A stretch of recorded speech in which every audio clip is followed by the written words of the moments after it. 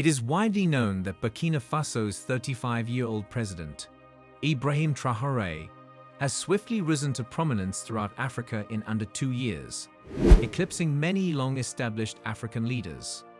His appeal transcends not only his ascension to power via coup, but also his vocal opposition to imperialism, which he perceives as a long-standing impediment to Africa's advancement. Traore's proactive endeavors for development within Burkina Faso have further amplified his broad appeal, eliciting jealousy among corrupt African leaders.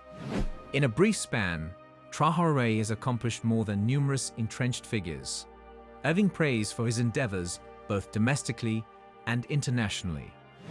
During Traore's tenure, Burkina Faso has witnessed notable economic upsurge, propelling the nation to a top 10 position among Africa's fastest-growing economies.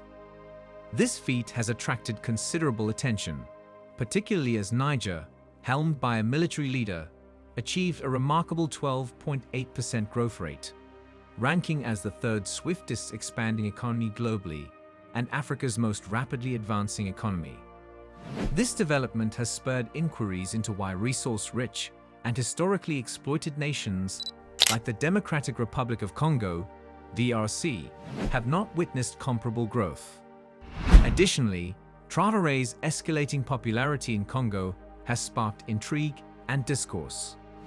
In the Democratic Republic of Congo, DRC, there has been a notable surge in the popularity of Burkina Faso President Ibrahim Traore, largely due to the historical exploitation endured by the DRC and the ongoing benefits predominantly accrued by Western powers.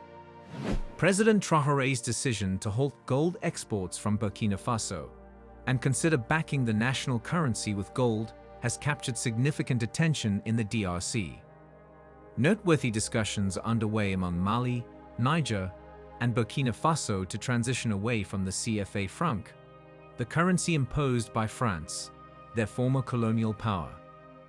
In a forthcoming interview subsequent to the Sahel states' departure from the Economic Community of West African States, ECOWAS, President Traore hinted at forthcoming surprising developments.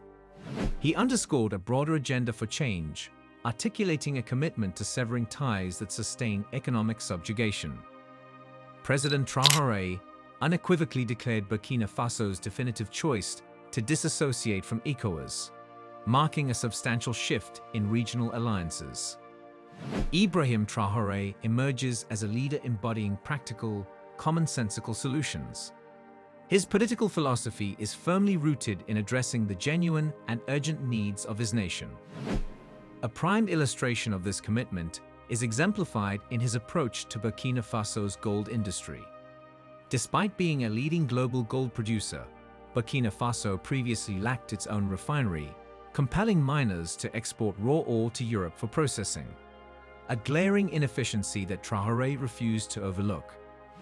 In response, he has initiated the establishment of a gold refinery within Burkina Faso, a strategic move poised to not only generate employment opportunities, but also ensure that a greater portion of the nation's wealth remains within its borders.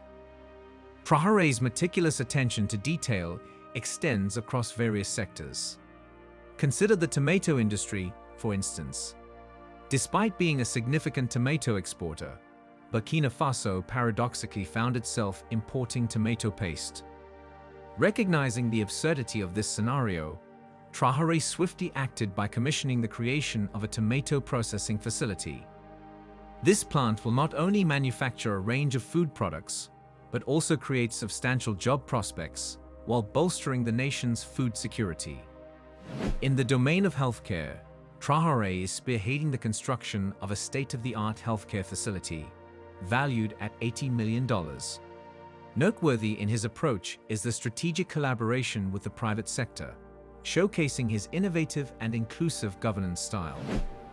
Traore recognizes the limitations of government inefficiency and is actively engaging the expertise of the private sector to ensure the successful execution of his projects, aiming for tangible outcomes. His economic strategies are truly groundbreaking. He is initiating significant tax reductions and collaborating closely with private entities to create new opportunities for aspiring young entrepreneurs to secure funding and establish enterprises. Introducing the concept of public shareholding reflects his innovative thinking.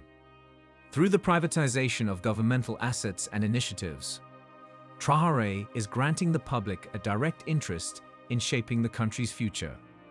The recent sale of a 20% share in the national telecommunications company illustrates the effectiveness of this approach, bringing in $60 million for reinvestment in vital infrastructure. Traore's commitment to democratic values goes beyond mere words. It is evident in his actions. His bold statement supporting the right of citizens to protest, even against his own policies, surprised journalists. He views himself as a servant of the people, entrusted by them to safeguard the nation's prospects. In a continent where many leaders adopt a domineering stance, Traore's approach is a refreshing departure. Burkina Faso is currently embroiled in a fierce territorial conflict with Islamic insurgents, a struggle that led to the military coup bringing Traore to power.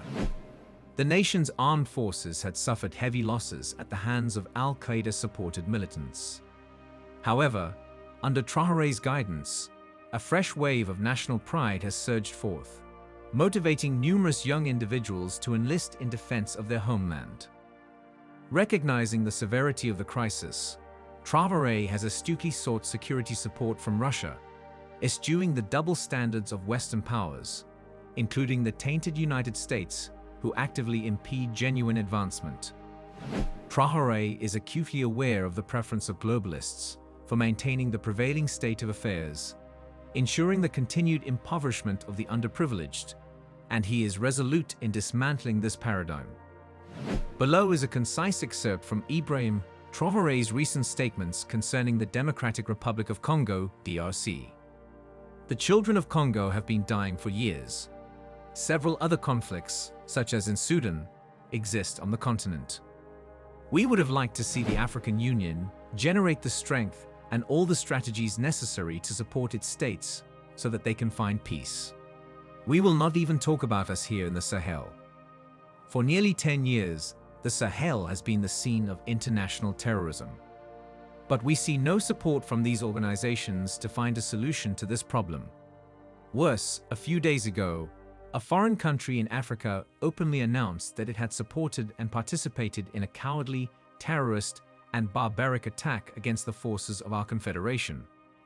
The African Union did not say a word to condemn this interference of a foreign state in Africa in the internal affairs of our country. I would like them to hear this shout and get out of their silence and take action so that the youth can believe in the African Union. We must unite. The only way to unite is to talk to each other, to understand each other, and to be able to establish the basis of this unity. They tell us, Thomas Sankara tried to do this, but he is dead. President Haitian tried to do this, but he is dead.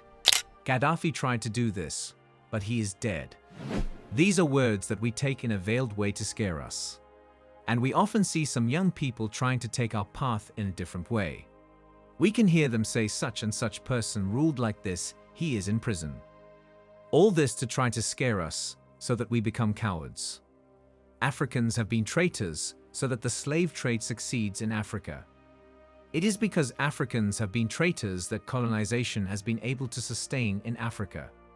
Let us question history. We will see.